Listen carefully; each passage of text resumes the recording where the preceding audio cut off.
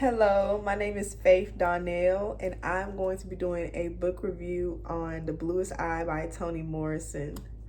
Okay, first of all, fuck Pecola mama, fuck her daddy, fuck her brother, fuck that cornerstone man that made her feel like shit, fuck that fake ass preacher, churcher man, medium, psychic, whatever he's supposed to be, for traumatizing her even worse. The reason why I picked this book up is because I love Zora Neale Hurston. I love her books. And I seen people were saying, hey, if you love Zora Neale Hurston, then you will probably really enjoy Toni Morrison. So right now, I finished this book about 3-4 weeks ago. And I don't remember every single detail, but I know it's fucked them people for sure. It's definitely fucked them people forever. I love how she structured this book. I like that she kind of takes you into like this spiral almost. That's the only way I can describe the first page of the book, where she goes into, here is the house. It is green and white. And I loved how she structured that entire sentence, repeated it a second time, and then a third time. It was almost like a spell. I was like, wait a minute now, because hold on now, because words are spells, and you repeating it 3 times, you taking me down there, okay? So it almost like she pulls you in like this twilight zone. We're being pulled into like a world, and it's really cool. I really love how she structures her books. This book specifically though, I like how when she introduced a backstory to a character, she would bring in, for example, here is mother, and then we got the backstory of Mrs. Breelove, and then here is father, and then we got the backstory of Charlie. And so I really enjoyed how she structured her story. I love the messages that were in this book. For example, one that really stuck out to me was when Pecola was just skipping along, about to go get her candy. The small joys of life that a girl likes, and a girl needs. And white man giving my good girl a hard time. She's feeling the energy. She feeling the vibe. All of a sudden, she walks out the store, and it just seems like it's cloudy outside. That is depression 100%. That is how quick words can affect a person. It can affect your self-esteem. That is how much, and on a deeper level, that is how annoying and just how agitating it is, because it makes me mad at this point, how agitating it is to be black, and how exhausting it is to be black. Because like, damn, I was having a good day, and then here you come with the bullshit. You know what I'm saying? And now, because you are questioning yourself, you can't see the beauty in nothing. You know what I'm saying? You can't see the beauty in yourself. You can't see the beauty in nothing. You know what I'm saying? And so, he just got on my nerves. I hate she even had to buy candy from them jokers. But that's real. And that is, I worked at a job actually in the military, and I would be like, today's gonna be a good day. You try so hard, and then you go and you deal with racist people that be in the military. You deal with people that got all type of mental health problems, and they put it on you. And I could literally come home feeling like I lifted 50,000 pound bricks or something. And it wasn't even because of the labor of the day. It was the attitudes of people who are racist and people who are crazy in them damn selves, because it is a mental illness. Like, you are absolutely crazy if you feel like you have to project a negative energy onto somebody else, specifically a black woman. And it really shows how hard it is to be black. Even the bald head ass boy and his uppity mama, because she already, some people understood a little earlier, or just whatever, just looked up when they came on the earth. But because she always knew that black people are judged by how their hair look, by what they dress, by how they talk, Oh, Mama Geraldine had to make sure she was on it. She had to make sure she had her shit on. She was doing this, that, and the third. Oh, I'm going to go get the man with the money. I'm going to go have a baby. I'm going to go do all this. When deep down, that girl knows she want to let her hair down and play with both of her cats. You know what I'm saying? Rub both of her cats. You know what I'm saying? And mind her business. And not be able to just, because you got to be on. You can't be no nigga. You can't look like a nigga. You can't look African American. You need to look Black American. And so she treated Pecola so bad. And that was a trigger for me too, because I know Black people, Black women, mothers that treat other children in a messed up way because of what they look like.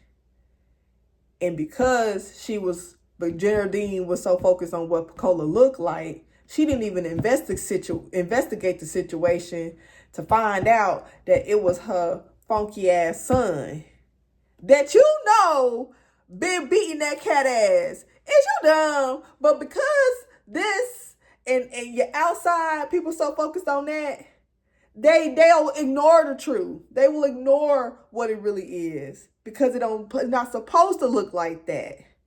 No, if you look like this, you got good sense. You gotta be fucked up if you looking fucked up. You know what I'm saying? And I feel like that's how. So yeah, fuck Geraldine, fuck Junior, fuck that Cornerstone man. Who else we said? Fuck the daddy. Fuck the daddy. That nasty dog. I don't even care what the fuck his backstory was, because nothing in my mind. Put the bottle down. If the bottle got you out here acting like a freakazoid, put the bottle down. Matter of fact, lock him up. I don't even care to get him talk about his backstory, because nothing justifies you being a lame. Like, this nigga was just a lame. This was just a lame ass nigga. Just a lame ass, sorry ass nigga. And I can't see him as nothing else. He just lame. I just couldn't do it. I can't. What's next? I done got mad talking about this bitch. Next, who else was it for? That fake ass preacher man, church man. What do you mean that this man was out here touching children in the community and ain't nobody know? Ain't nobody know this man a freak? And don't nobody, I guess not. And people were really, and I could understand why Pecola lost her mind at the end. Because I remember when I lost my mind. I remember when I lost my mind. You know what I'm saying? It was something so pleasant about that place. And she said, bitch, I got blue eyes. Oh, we're living it up. You know what I'm saying? It's good. Like, this is better than fucking reality. I can understand checking out because reality is so harsh. I can understand sexual abuse. All right. I had to calm down. I gotta calm down. Find my medium. Find my baseline, because I ain't trying to get my videos taken down. Let me find my baseline. This outsider, because wherever they say he came from, in these Black folks communities, these vulnerable Black folks communities, because these are vulnerable Black people that are trying to survive, live every day, and try to find a piece of enjoyment in life whenever they can. In these folks communities, faking like he just and it was so hard reading the church man's fake church man, fake psychics thought process, because it was like, fools really don't know they fools, and he really think he right for what he doing. He was just weird too. That was just, oh Lord, he was just pitiful. I feel bad for Pecola. Next, we on the mama. Mrs. Breedlove.